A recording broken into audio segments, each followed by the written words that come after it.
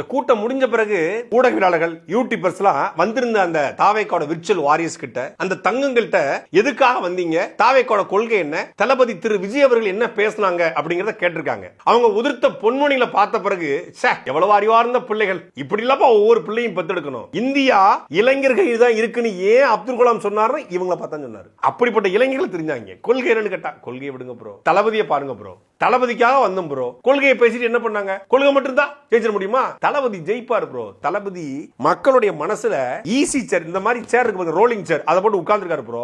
அத மாதிரி ஒண்ணுமே பண்ண முடியாது ப்ரோ.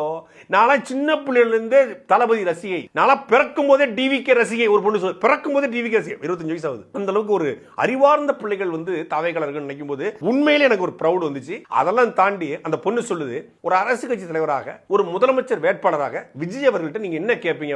ஒண்ணுமே கேட்க மாட்டேன். நான் விஜயை பார்த்தா ஐ லவ் யூ விஜய் அப்படின்னு சொல்லுவது. சூப்பர். இதுதான், இந்த மாதிரி பெண்கள் தான் இந்த நாட்டுக்கு தேவை, ஒவ்வொரு வீட்டுக்கும் தேவை. விளங்கிரும் நாடு. இப்ப தமிழக வெற்றி கழகத்துல உங்களுக்கு பிடிச்ச கொள்கைனா என்ன சொல்றீங்க? எனக்கு அதை பத்தி ஒன்றும் சரியா தெரியல. எனக்கு கொள்கை தெரியல. விஜய் அவர்கள் கட்சின்னு சொன்னாவே உங்களுக்கு என்ன கொள்கை இருக்குன்னு கேள்வி கேட்கறாங்க. ஆமா, என்ன கொள்கை? இல்ல ப்ரோ, பிறப்போக்கும் எல்லாருக்கும் சமம்னு சொல்லிட்டாரு தலைவர். சமூக நீதி, மதச்சார்பின்மை, இதைத்தான திமுக சொல்லுது. எங்களோட கொள்கை தான். கொள்கை இல்லைங்கிற மாதிரி விமர்சனம் எல்லாம் பண்றாங்க. அப்போ கொள்கை இருக்கிறவங்க அவங்க அந்த கட்சியில போய் சேர்ந்தீங்கன்னா அவங்க இதுவா இருக்கட்டும். இது வரைக்கும் கொள்கை வச்சிருந்தவங்க என்னன்னா இந்த நாட்டை காப்பாத்தினாங்கன்னு அவங்களுக்கு தெரியும். விஜய் அவர்களை பார்த்து ஒன்னு சொல்லணும்னா என்ன சொல்லுங்க? Vijay I love you.